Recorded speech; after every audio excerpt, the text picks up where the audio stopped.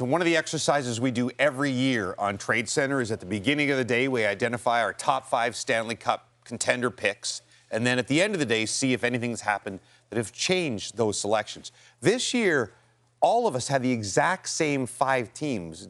Different this year. It was easier to identify. Usually there's 8 or 9, and there's some differences in there. So let's see if anything has changed. We'll start with you, Mike Johnson. We'll show your before and your after. You had Colorado number 1. Sort of sums up the day in that my before, Colorado, Dallas, Tampa, mini, Carolina. And after a very busy day where a lot's going on, the team that made the most strides was, again, Colorado. So they couldn't have anywhere to go up from 1. They stay at 1. Everyone else sort of nibbled around the edges. Carolina didn't do very much, so I still have them at 5 and not falling out. Boring. Much like the trade deadline day. It was that kind of day. You're right about that. Frankie, Prado, you were the only one, I think, who did not have Colorado number 1. I had Colorado at number 4. Maybe that's a little low, but I'm kind of going by their recent stretch of play, and that's January 1st onward, where they're the 18th best team in the NHL. I was looking for something to re-energize that group. And they went out and they did that. They got Nazem Kadri. They brought in Brett Kulak recently, Nicholas Waugh from the Toronto Maple Leafs. So Colorado starting at 4, moving up to number 1. I feel like that reinvigorates this group to play their best hockey. All right, Jeff O'Neill. I'm very committed to my selections, and I have a belief who I pick and where I slot them that it's going to remain like that because of that conviction. I'm staying the same. Oh, so Colorado, Tampa, Dallas, Tampa, Dallas, Minnesota, and the Carolina Hurricanes. Right. I think that's exactly the same as Johnny, the well-respected NHL person that he is. Commitment. We are committed. Boring. Conviction. I didn't have Tampa second, so it's not quite the same. But go ahead. It was similar.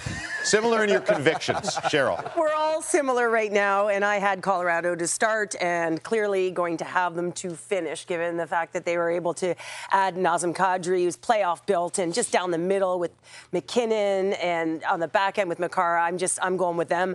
I've got Tampa second. They're staying. Dallas was nibbling around the edges with Bunting, but I'm going to drop Carolina. And the reason why I'm going to drop them is I think the East was a real opportunity, and they didn't seize that opportunity. So I'm going to drop them. Minnesota's not going to move the needle for me. I didn't think that they did enough today. I think the distance between them and Colorado is big right now, especially with the competition in the West. Part of a host's responsibility in a segment like this is if it's going nowhere, you have to do something to make it a little more enlightening. And so I will be the only one of us to make a change. And it's not necessarily a change because I think the Buffalo Sabres, who I've now moved into my top 5, have done that much with Logan Stanley and Shannon the deadline. It is more of a protest move against the Carolina Hurricanes for not doing enough. Our Sabres. I believe the Hurricanes are still very good, but I needed to make a statement, a protest, and so I've dropped the Carolina Hurricanes out of the top 5 as a protest for not doing enough on the deadline day. Like Colorado, about Dallas, the same Minnesota. from the last time I saw your list in the last 4 hours. Just move on, all right?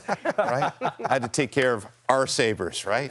I believe in our Sabres, unlike the rest of you. And we're playoff bound, baby. Yeah. Let's go. By the way, we never check when the Stanley Cup's been won if we're ever right on these things. I think we rarely are, which doesn't bode well for Colorado.